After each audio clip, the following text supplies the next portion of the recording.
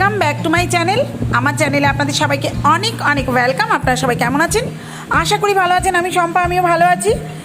চলে এসেছি আরেকটি সুন্দর সকালের অনেক অনেক শুভেচ্ছা সকলকে জানাই। সকলে কেমন আছেন? আর এই ভিডিওটা হচ্ছে আমার যেদিন রবিবার আর কি রেমাল হলো সোমবারের ভিডিও, যেদিন সারা দিন ধরে অনবরত বৃষ্টি হয়ে গেছে। সকাল থেকে একেবারে ঝিরঝির বৃষ্টি, একটা নিম্নচাপ ছিল সেই দিনকার এটা হচ্ছে। এর আগের দিন আপনাদের রোববারের ভিডিও দিয়েছি, ঝড় হওয়ার আগে। ঝড় তো রোববারে হয়েছে আপনাদের রাত 12টার পর। আর যেহেতু আমাদের এখানে পরে সব জায়গায় পশ্চিমবঙ্গের নানান জেলায় এরকম নিম্নচাপ ছিল, আমাদের এখানে সেরকম কোনো প্রভাব পড়েনি। জাস্ট একটা দমকা হাওয়া আর হচ্ছে বৃষ্টি হয়ে গেছে। সে মতো অবস্থায় চলে এলাম আপনাদের সাথে একটু শেয়ার করতে। সকাল সকাল আমার কিন্তু স্নান হয়ে গেছে এবং আমার ব্যালকনি ধোয়া হয়ে গেছে, গাছে জল দেওয়া হয়ে গেছে। আপনারা দেখলেন আমি তুলসী তলায় জল দিচ্ছি, মা তুলসীকে জল দিলাম, সূর্যদেবকে দিলাম। আর এই যে আপনাদের সাথে পরিবেশটা একটু শেয়ার করলাম। দেখুন একটুখানি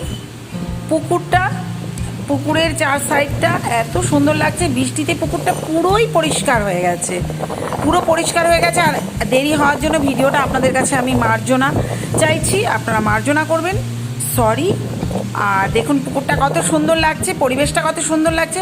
ওয়েদারটাও কিন্তু ভীষণ সুন্দর ছিল, একটা ওয়েদার, ভীষণ সুন্দর ওয়েদার ছিল। আর যাদের ক্ষয়ক্ষতি হয়েছে তো মানে তাদের জন্য কি বলবো, ভগবানের কাছে প্রার্থনা করি তারা যেন তাড়াতাড়ি সব কিছুর সাথে মোকাবেলা করে আবার আগের জায়গায় পৌঁছতে পারেন। এটাই চাই, আগের পরিস্থিতি ফিরতে পারেন। ভীষণই পরিস্থিতি খারাপ, বিশেষ করে তো আমাদের সুন্দরবনে দেখার মতো নয়।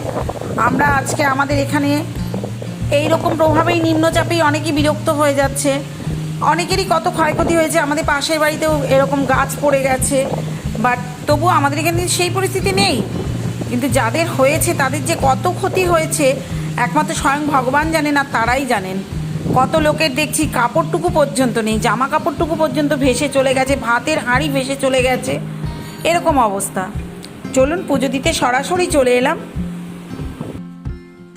এগুলো হচ্ছে টগর ফুল, টগর। এত টগর বৃষ্টিতে ফুটেছে মানে কি বলবো। আর এগুলো সব দিভাইতে বাড়ির, মানে আমাদের পাশের বাড়ি দিভাইয়ের ফুল। আমাদের গাছ তো কেটে দিয়েছে, পাবলিকের ওপর করে কেটেছে। এই যে, আর এই ফুলগুলো দিভাই আর ও দুজনেই তোলে। এত ফুল বৃষ্টিতে মানে গাছ ঝুঁকে পড়েছে। দিভাইও এর থেকেও বোধহয় বেশি, তারও ওর বাপি তুলে দিয়ে এলো। আমাদের এত লাগবেই না, এত ফুল। এই আমরা কি করব দেখেন না, ফুল দেখতে ভালো লাগে কিন্তু গাছে আরো বেশি ভালো লাগে। চলুন গাইজ, সকাল সকাল পুজো দিয়ে দিলাম। আর দেখুন আপনারা বলবেন আজকে মানে বৃষ্টিতে এত ফুল হয়েছে, টগর ফুল, মানে এই কাঠ টগরগুলো কেমন লাগছে আপনারা দেখুন, এত সুন্দর। আর আমার ঠাকুর সাজানো, এই যে দেখুন নন্দী মহারাজ ফুলে ঢেকে গেছে। আর আমার আজকে ঠাকুর সাজানো কেমন লাগছে আপনারা অবশ্যই বলবেন, সিংহাসনটা আমার কেমন লাগছে। আর দেখুন এই যে বৃষ্টিতে ভিজে ভিজে ফুল তুলে এনেছে আমার কর্তা। এই যে টগর ফুলের মেলা আজকে, কাঠ টগর এত হয়েছে দেখুন না। মায়ের ঘরটাও এত সুন্দর সাজানো হয়েছে। আমি তো সুন্দর বলছি, আপনারা বলবেন কেমন হয়েছে, অবশ্যই বলবেন কেমন লাগছে দেখতে আমার ঠাকুরদের। সকাল সকাল ভগবানদের স্নান হয়ে গেল, সাজিয়ে নিলাম। এবার সেবা দেব, আপনাদের একটুখানি তুলে দেখিয়ে দিচ্ছি।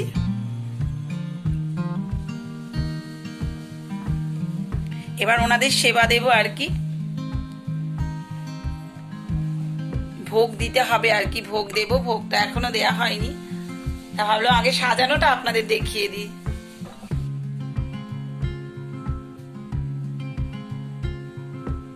এই যে গুরুদেব,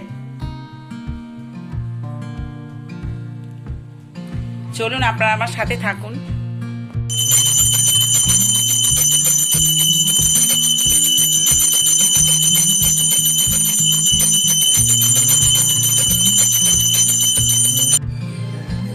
পুজোর পর চলে এলাম মেয়ের ম্যাগি করতে। বাইরে ভীষণ বৃষ্টি হচ্ছে, ম্যাগি আর ডিম সেদ্ধ করে রেখেছি।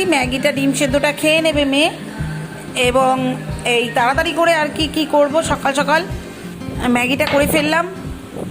এবং ম্যাগি ডিম সেদ্ধ খাওয়ার আধা ঘন্টা পর ম্যাক্সিমাম দুধটা গরম করে নিয়ে এলাম। যাই হোক, সকালের পাট চুকে গেল, আমাদেরও ব্রেকফাস্ট হয়ে গেছে। আর এইটা হচ্ছে ব্রেকফাস্ট হয়ে গেছে বলতে ওর বাপি চলে গেছে, আর মেয়ে আর আমি খাবো আজকে হচ্ছে। ওটা সকালে মেয়ে খেয়েছে, একদম তখন বাজে 7:30। আর এই যে এখন বাজে প্রায় নেই করে 10:30, পৌনে 11টা। আমরা খাচ্ছি, আলু ডিম দিয়ে ভাজা করছি। এটা হচ্ছে পান্তা ভাত খাবো, কিছুটা পান্তা ভাত ছিল, তা সেটা হয়তো মেয়ে একগাল খাবে আর আমি খাবো বেশিরভাগটা। এরকম পান্তা ভাতটাও খেতে খুব ভালোবাসে মাখলে পরে।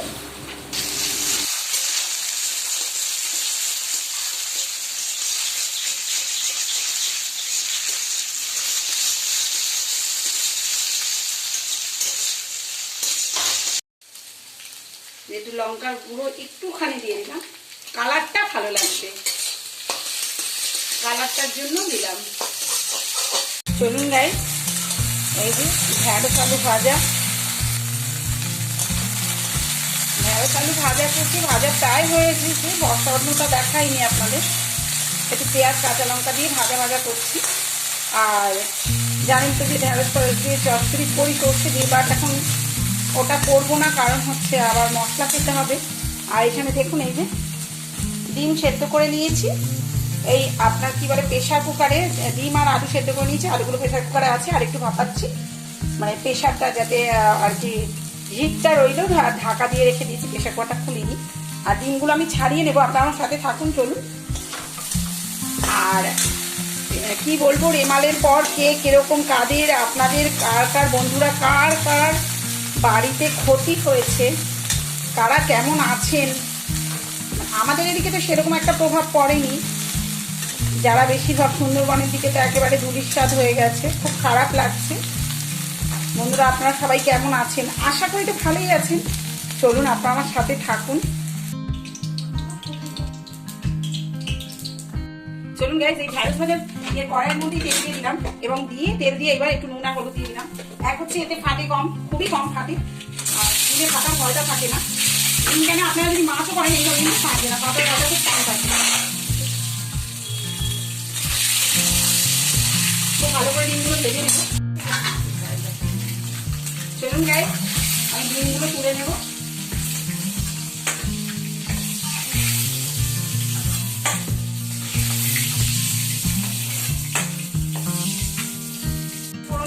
তেলের মধ্যে তেলটা একটু পুড়ে গেল, বেশি হয়েছে। ডিমগুলো আমার এই যে ডিমগুলো ভাজা হয়ে গেছে পুরো।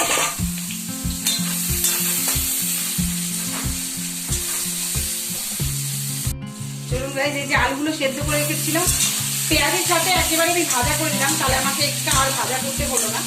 এবং ভালো করে ভাজা করে নেবো, নাহলে বেশি সেদ্ধ করার পর যদি আপনারা ভালো করে ভাজেন, অনেক সময় কিন্তু আলু ভেতরে শক্ত থাকে, সেই জন্য এইভাবে ভাজলে কিন্তু কিছু হয় না এবং বেশ টেস্টফুলি হয়।